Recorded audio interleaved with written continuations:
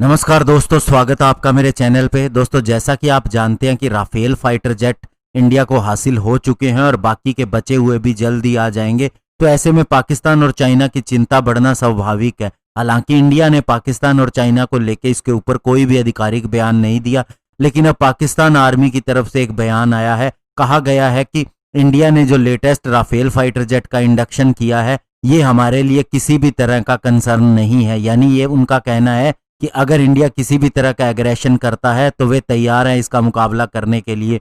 और इसके लिए ये बात पाकिस्तान आर्मी की मीडिया विंग के चीफ ने कही है। तो आज हम इसी के ऊपर बात करेंगे। चलिए दोस्तों, शुरू करते हैं। तो दोस्तों, इंटर सर्विस पब्लिक रिलेशन यानी कि ISPR के director general major general Babar Iftikhar ने ये क्लेम किया है एक प्रेस कॉन्फ्रेंस के दौरान। और इसके दौरान उन्होंने पाकिस्तान के इंटरनल और एक्सटर्नल सिक्योरिटी को लेकर बहुत से इश्यूज के ऊपर भी बात की।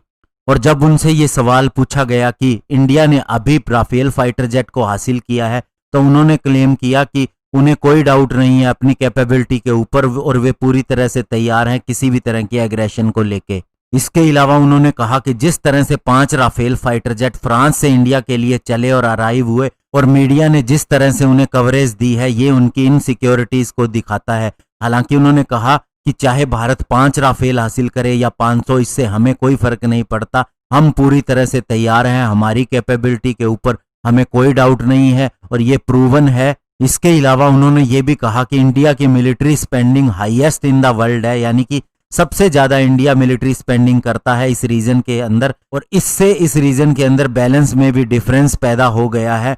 लेकिन उन्होंने कहा कि पाकिस्तान की डिफेंस स्पेंडिंग की अगर बात करें तो यह लगातार कम होती जा रही है, ऊपर नहीं गई है। हालांकि ये बात और है जो उन्होंने बताई नहीं कि इतनी इकोनॉमी डाउन जाने के बाद में भी पाकिस्तान के बड़े ऑफिसर्स की सैलरीज के अंदर इजाफा किया गया है इस साल भी, हर साल की तरह। इसके अलावा उन्होंने कहा कि भारत की डिफेंस स्पेंडिंग और बजट अगर हमारे साथ कंपेयर किया जाए तो इससे रीजन के अंदर कन्वेंशनल बैलेंस प्रभावित होता है। और जब ऐसी चीजें होती हैं तो चीजें दूसरे डोमेन में चली जाती है और इंटरनेशनल कम्युनिटी को भी इसके अंदर देखना चाहिए। और साथ ही उन्होंने कहा भारत चाहे राफेल लेके आए या फिर S-400 उन्हें लाने दीजिए, हमारे पास अपनी तैयारी है और हर तरह का आंसर हमारे पास है हर चीज के लिए। दोस्तों, वे चाहे जो भी कुछ कहें, ये उनकी खिसियाहट को ही दिखाता है, क्योंकि दोस्तों उन्हें भी पता है कि राफेल फाइटर जेट इंडिया के अंदर रहते हुए ही हमला कर सकता है। जैसा कि आपको बता दें, बालाकोट में हमने मिराज 2000 का इस्तेमाल किया था।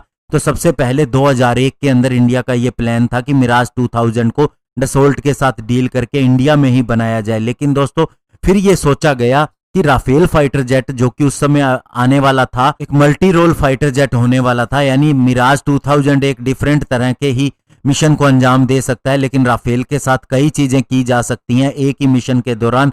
तो इसीलिए इंडिया ने फिर 2004 में इसे चूज किया। हालांकि ये पुरानी सरकारों की गलती कहें या फिर हमारी प्रक्रिया की गलती कहें कि इसमें इतना टाइम लग गया, लेकिन अब ये फाइटर जेट आने के बाद पूरी तरह से डिफरेंस पैदा हो गया है। और वाकया में ही अब इंडिया की पावर वैसे भी पहले ज्यादा थी, लेकिन अब और ज्यादा बढ़ चुकी है। और पाकिस्तान को सोचना होगा कि किस तरह से वह राफेल फाइटर जेट का मुकाबला करेगा।